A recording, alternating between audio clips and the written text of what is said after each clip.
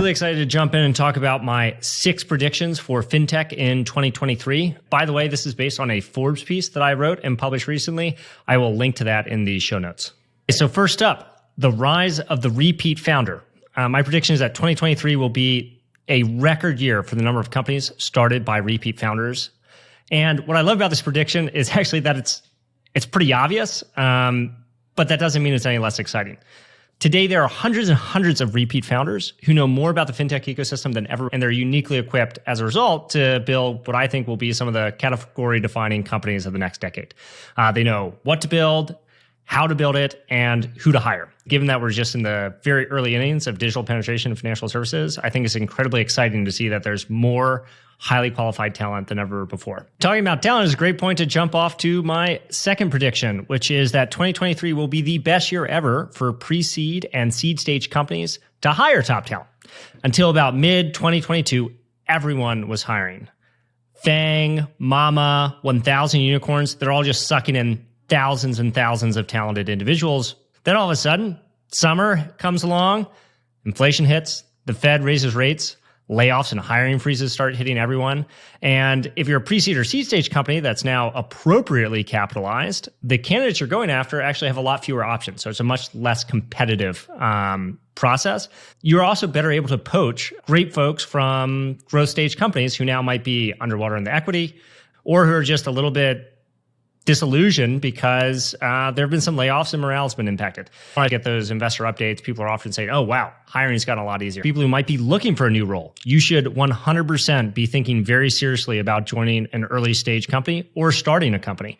It used to be that I would advise most people to join a Series B company or a little bit later, a mid-sized company with growth, so to speak. But nowadays, a lot of those later stage companies, they're going through painful restructuring. I think the better risk-adjusted proposition, not to mention just more interesting and meaningful work, can be done at the earliest stage. So if you're looking for a role, you really should think about either starting something or going super early. Prediction number 3, 2023 will see an explosion of vertical SaaS. We've already seen a lot of vertical SaaS, and I think this is one of the most exciting next chapters in the evolution of fintech. The infrastructure for starting a vertical SaaS company has just gotten so much better. If you want to embed payments, you can use a company like Move. Want to embed lending? Use someone like OFI. Want to embed payroll? You can use Salsa. And those are just a few companies that I've backed that are critical infrastructure pieces for vertical SaaS companies. If you wanted to do a more comprehensive market map, you'd probably have a list of over 50 names of people who could help vertical SaaS companies embed various kinds of financial services to, one, bring their product to market faster, and then also monetize their users in more ways more quickly. So the better infrastructure is a huge tailwind for the vertical SaaS category.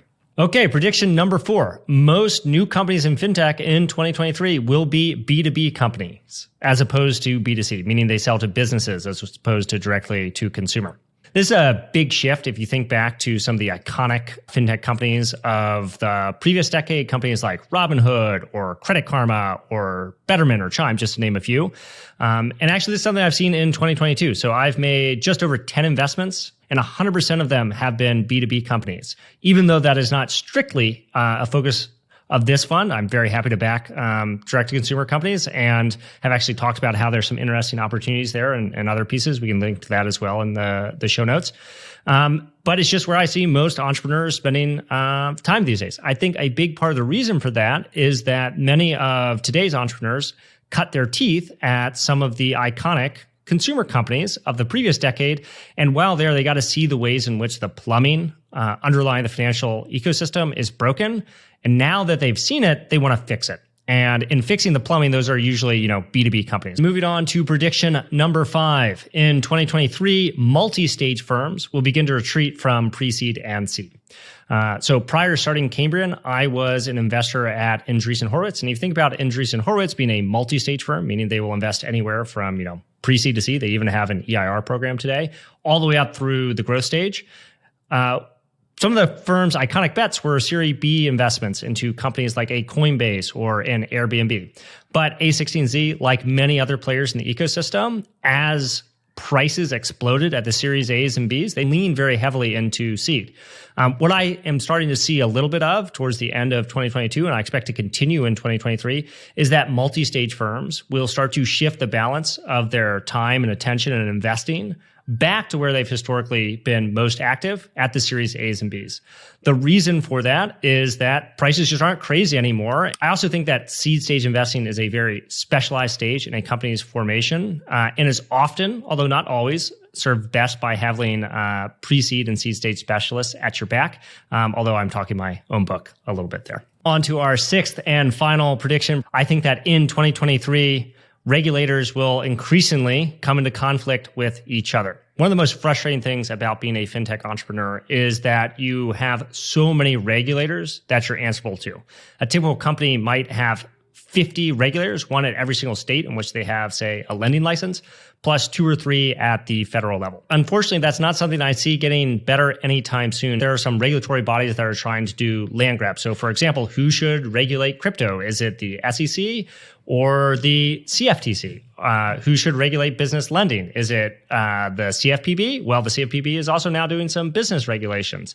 So, unfortunately, I think it's just going to be harder and harder from a regulatory perspective to manage your business. But we've also got more skilled entrepreneurs and more talented general counsels within the fintech ecosystem. So I think people will be up to the challenge. All right, there you have it. My 6 predictions for fintech in 2023. Number 1, the rise of the repeat founder. Number 2, why it's going to be easier than ever for founders at the pre-seed and seed stage to hire top talent. Number 3, the continued rise of vertical SaaS. Number 4, why I'm seeing more B2B companies than ever. Number 5, multi-stage firms and how they're going to adapt their seed strategy. And number 6, some of the unfortunate realities around regulations. Would love to hear your thoughts. If you have any questions or comments, feel free to drop them in below. And if you like some of this and want to see more content in the future, would love you would hit like or smash subscribe. Thanks so much, and I will catch you next time.